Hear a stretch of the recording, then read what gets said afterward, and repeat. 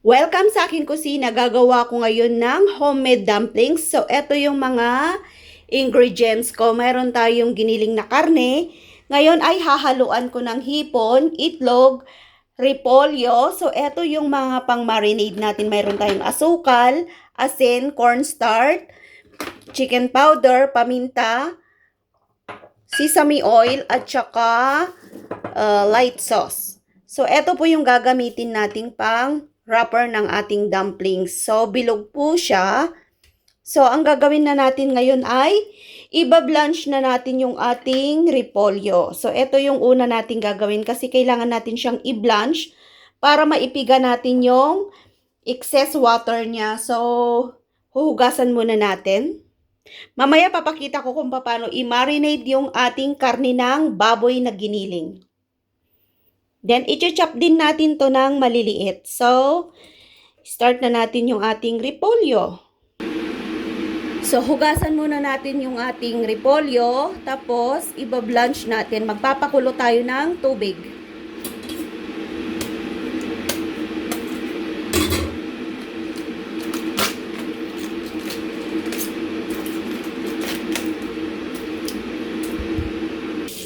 So, eto na yung repolyo natin.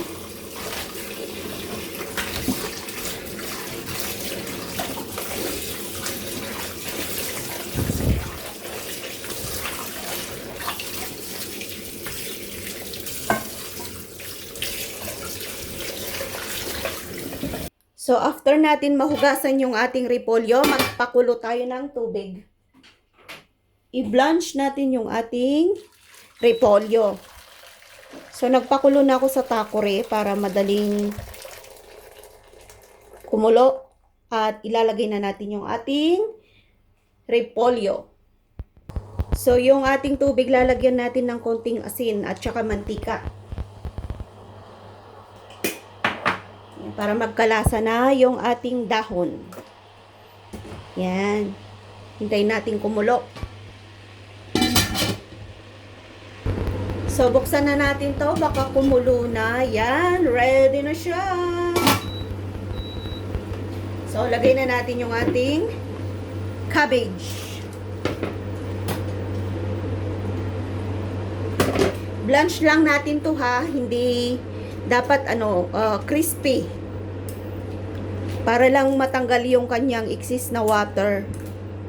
So, lubog-lubog natin dyan para madali siyang mai-blanch. Blanch lang siya, mga 2 minutes. Kasi dapat nandun pa rin yung crispy niya pag niluto, pag kinain.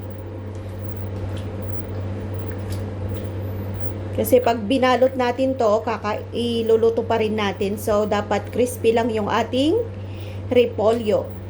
So, pwede na siguro to. So, ganyan lang kadali, no?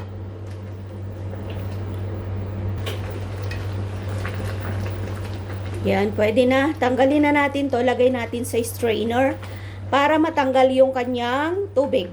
Tapos, hiwain natin. Papakita ko sa inyo paano siya hiwain ng maliliit. Huwag pinong-pino kasi ayaw din nila amo yung pinong-pino. Kailangan medyo may laman. So, tanggalin ko na to sa kanyang tubig. So, yan na. So, habang pinapalamig natin to, i-mix na natin yung ating karne ng baboy na giniling. So, eto yung karne natin ng baboy. Ilalagay natin sa malaking lalagyan kasi dito natin i-marinade. So, una nating ilalagay ay yung paminta. Maglalagay tayong paminta.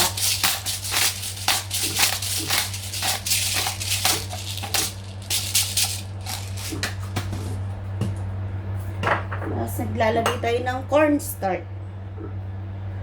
So, cornstarch. Bali, 2 kutsarita. Maglalagay tayo ng sugar. Yan, 1 spoon. Maglalagay tayo ng asin. Mm.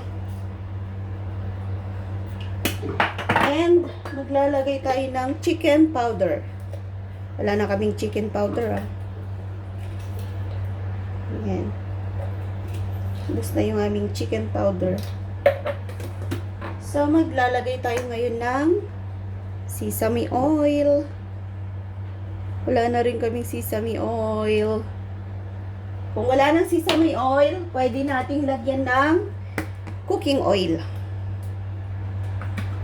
Ayan. And the last one ay yung kanyang light sauce.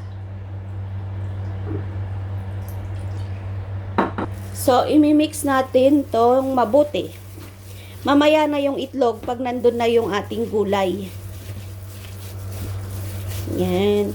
Habang pinapalamig natin yung ating repolyo, haluin muna natin tong ating karne. Kasi kung sa plato natin ihahalo, ang liit-liit ng plato. So, dito ako nagmimix sa malaki. Bango. So, hiwain ko na yung ating hipon at ihalo natin dito. Yung unang ginawa ko walang hipon. Ito may hipon. Yan. Itabi muna natin to at hiwain natin yung ating hipon. Ito yung hipon natin, oh. So, yung paghiwa natin sa hipon ay maliliit. Kasi ilalagay natin sa ating dumpling, so maliliit lang siya. Yan. Dahan-dahan. Matulis ang kutsilyo. So, ganyan lang siya kaliliit. Tapos, ihalo natin sa karne.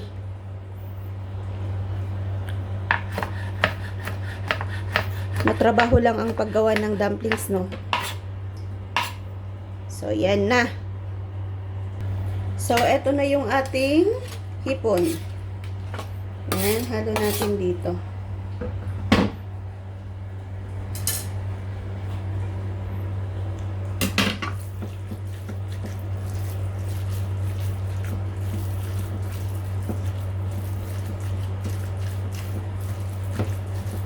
So, ang isusunod natin ay yung paghiwa na ng repolyo at magbalot na tayo ng ating dumplings. So, eto na po yung repolyo natin. Hiwain natin ng maliliit. As in, maliliit. Pero wag chop na chop. Maliliit lang siya. So, eto yung blinange natin na repolyo kanina. Kasi, pag nahiwa natin to, pipigain din natin para maalis yung kanyang katas. Ayan, ganyan lang siya kaliliit. So, itabi muna natin to. Mamaya natin pigain. Pag nahiwa na natin lahat, pipigain natin. So, eto na yung ating nahiwa. Pipigain na natin to. So, ganito po yan. Pipigain po natin tong ating repolyo o cabbage. Kasi may tubig siya. Yan, oh.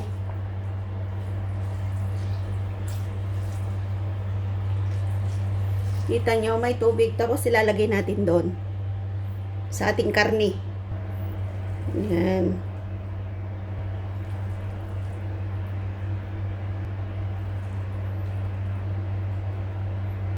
So, ganito po yung itsura ng ating ilalagay sa dumplings. So, haluin lang natin na mabuti. Yung gagawin po natin ngayon ay may hipon. Yung una kong ginawa walang hipon. So, ang pinakalas ay yung ating itlog. Yan. Mas magbalot na tayo. Lagyan natin ng isa. Sarap nito. Yan yung sekreto ng dumplings. Lalagyan mo siya ng itlog na isa. Para masarap. So ngayon, ready na yung ating babalutin. Ito na yung ating wrapper, ito na yung ating palaman, at saka ito na yung ating molde. Dito natin ilalagay yung ating nabalot na dumpling. So, start na nating magbalot. So, ipapakita ko sa inyo kung paano.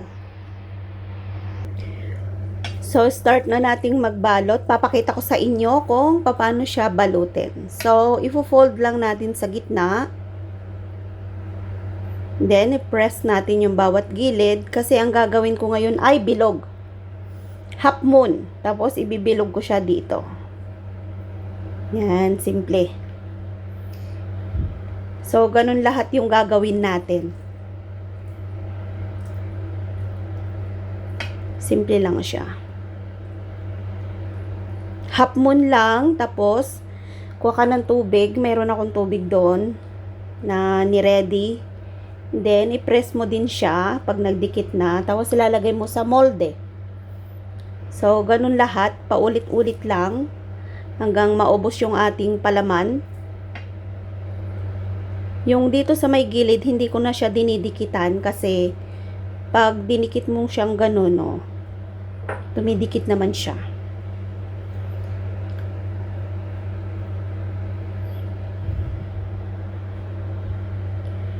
So, madali lang yung paggawa ng dumplings. Homemade dumplings. Kaya lang, ang mahirap yung pag-prepare. Matrabaho.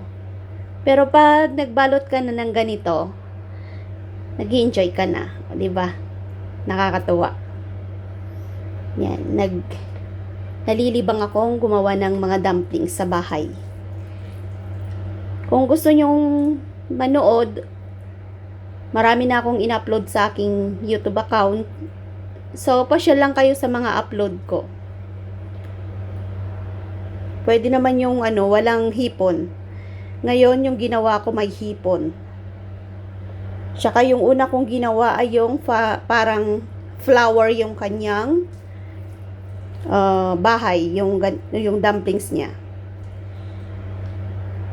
So, sana po ay, kung dry po yung pambalot, lagyan nyo ng tubig. Yan. Pero ako, nilalagyan ko dito para madali lang siyang i-sealed. So, thank you so much po at bisita lang kayo sa aking mga upload sa aking YouTube channel dahil mabubusog kayo doon. So, please subscribe Lynn Chico Vlogs and don't forget to ring the bell for more videos. Maraming salamat po sa inyong lahat.